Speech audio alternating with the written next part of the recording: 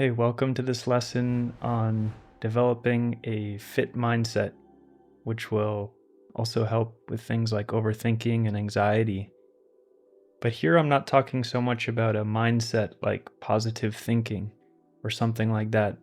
We're going to talk about 4 sublime states of mind based on ancient texts that were considered the highest type of mental state that can be cultivated. And it's what we've been training here so far in the course. Traditionally, these were called the Brahma Viharas. Brahma means God. In ancient India, Brahma was God, and Vihara is like home. So literally these are translated as the divine abodes, divine dwellings. So they began in the ancient Indian Brahmanical tradition and were later used in Buddhism. And they're also found in ancient yoga texts like the Yoga Sutras of Patanjali. The Yoga Sutras states, consciousness settles as one radiates friendliness, compassion, delight, and equipoise toward all things, whether pleasant or painful, good or bad. So these are some of the most positive emotions that a human can experience. And there was one study that found that after 6 weeks of training in this friendliness or metta and compassion, there were increased positive emotions, which makes sense because they're training positive emotions. But this in turn increased vagal tone, which implies a slower heart rate and greater physical resilience and overall health. And the study said that this was a kind of upward spiral dynamic where the positive emotion makes you healthier and feel better, and that in turn makes you healthier and able to experience more positive emotions. And that's what starts to happen as you train these sublime states. So we start with an intention to feel loving kindness, to feel metta for somebody, or to have compassion for somebody who's struggling, or to delight in something that's happening, to appreciate what's happening, or to be calm, to have a kind of calm quality of mind towards whatever's happening.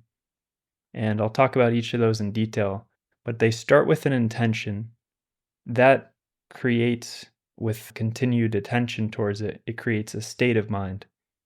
And that state of mind becomes a mindset as it hangs around for long enough. It's kind of becomes your general mindset, what I call a fit mindset. And then with training, these mindsets become traits, like character traits. It's just who you are. So that's in the same way that as we strengthen muscles in the gym, for example, that would become just a part of what you look like. It would become a part of your physical build. And then the same way as we practice these in meditation, these 4 sublime states of mind, the metta, compassion, delight, and equipoise, or equanimity, become kind of your default character traits.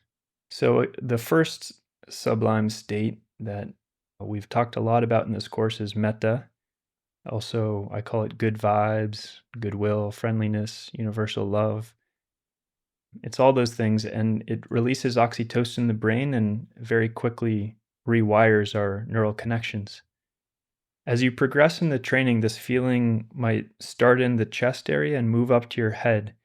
And if that happens to you, then don't push it back down. Just continue to feel the metta as a tangible feeling in your kind of forehead area, radiating outwards. So we've used a few tools to bring up this feeling, like cute animal and baby, or a phrase like may I be happy, or picturing a friend. And this is a great antidote anytime there's annoyance or dislike in your mind. Also, any kind of worries. It's a very comforting feeling. That kind of positive, pro-social emotion will override overthinking and anxiety that might be present in your mind. The second sublime state that becomes a fit mindset is compassion. It's this positive emotion that motivates us to help others who are in pain. This is a natural progression here through these states of mind as you sit longer and continue to train. But I wonder if you noticed the quality shift, the difference in feeling between compassion and metta. It's almost like different flavors of ice cream. You've got chocolate and vanilla. And eventually with training, you can just bring up this feeling just from memory or just from knowing what it feels like.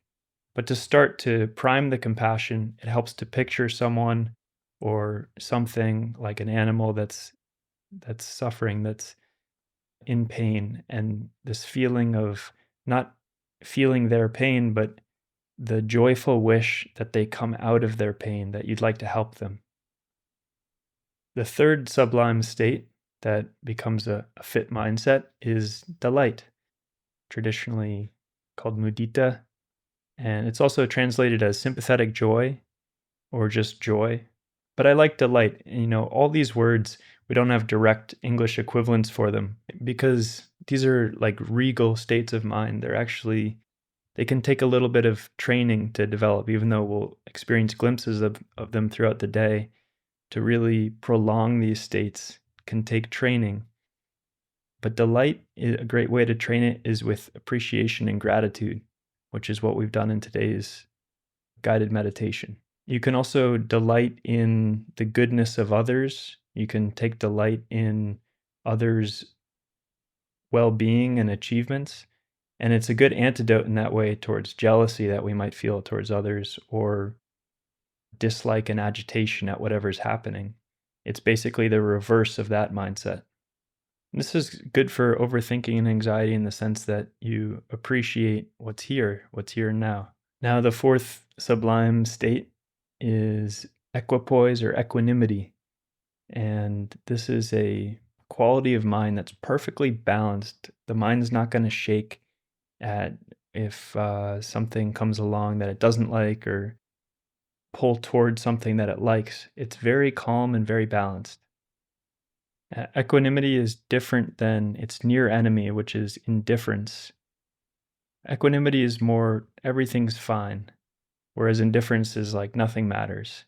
So this is not like just not caring what's happening. It's actually a mind that's calm and doesn't mind what's happening.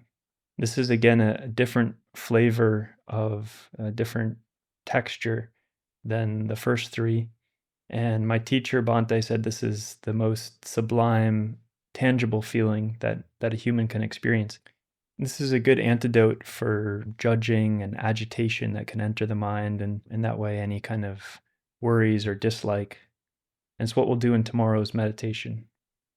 So lastly, the way you can apply this in your daily life outside of the formal meditation training session is to use the 4 Rs.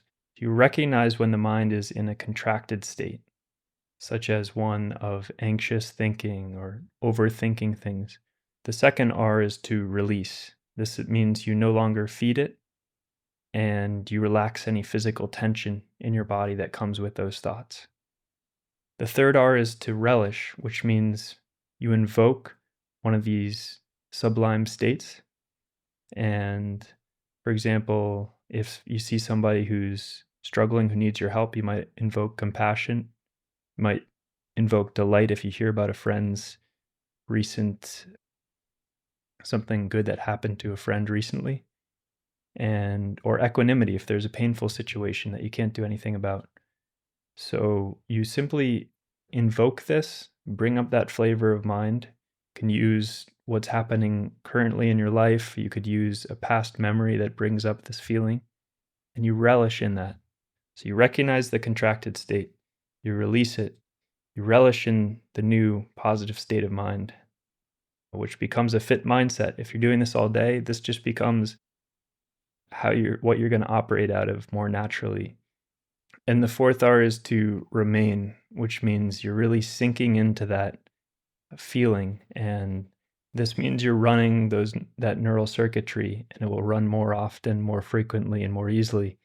So that's where the states, and which become mindsets, become character traits, because it's just the circuits that you've been running over and over again. In that way, you become immersed in the feeling and in the quality of mind, like you're sinking into a warm bath. And that feeling is an indicator that you're in this sublime state. And in that way, other negative states of mind will kind of be diffused by it. So today, your daily challenge is to shift at least once from a contracted state of mind to a sublime one using the 4 R's. And I'll see you tomorrow for another training session.